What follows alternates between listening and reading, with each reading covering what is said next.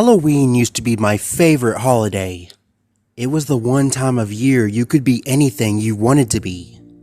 You could draw out your darkest desires and display them for the world to see. No one would think you were odd for being the person you always wanted to be.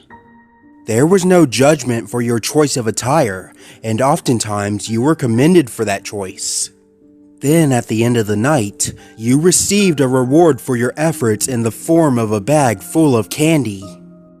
I am far too old to go door to door begging for treats, but I enjoy watching my children do the same. Weeks in advance, we let them pick their costumes. They are far too young to delve into the ghastly, and usually end up picking a character of a popular movie or TV show.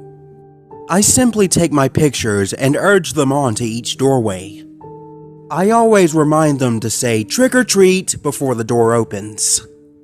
It has been this way for a few years now, but I am starting to question the tradition, especially after visiting 113 Forest Road.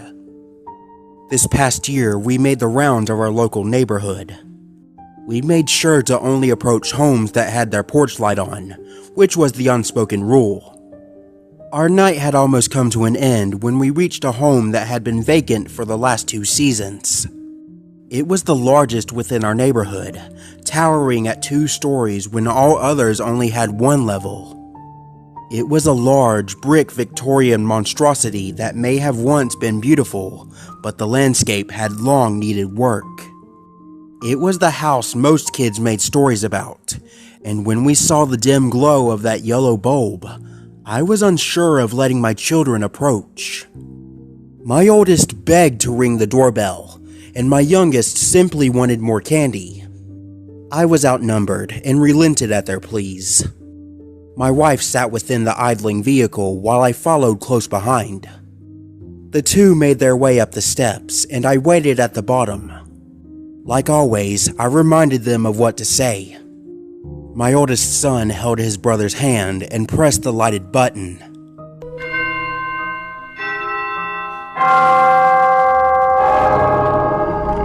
Ringing, much like church bells, echoed from within the house for a moment, before returning to silence. After a few seconds, they turned to me with questioning looks. I had noticed a moving truck parked outside the home earlier in the month, and knew someone must live there, but I had not seen them. There was no car in the driveway, and I did not see any lights on inside. I started to think they were simply gone and left the light on in case it was dark by the time they returned. I waved to my children to come back to the car and told them we would just head home. The look of disappointment on their faces told me they were not ready to end the night just yet.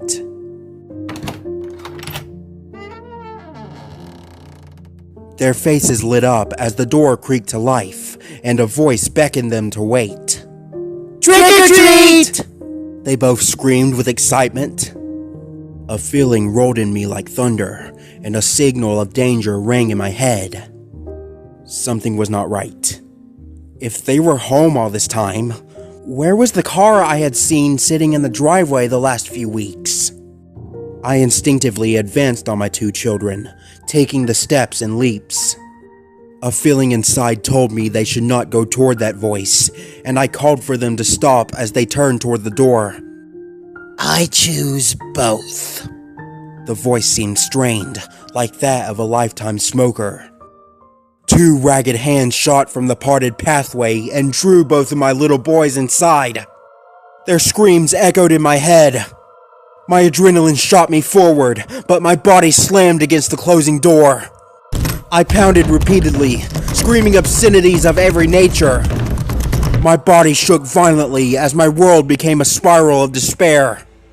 The whole scene drew the attention of my wife, and soon she was right behind me. In an effort to find the entry, I took a step back, lifted my right foot, and dropped it full force into the hardwood. The door frame shattered, allowing the barrier to fly freely into the darkness. I cried out in terror for my little boys as I rushed through each room. My entire reason for living had been snatched up in an instant, and I had been too late to stop it.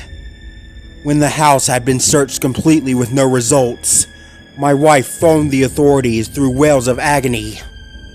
We both held each other until sirens lit up our tiny neighborhood. It has been a year now, and we still have no answer as to what happened to our children.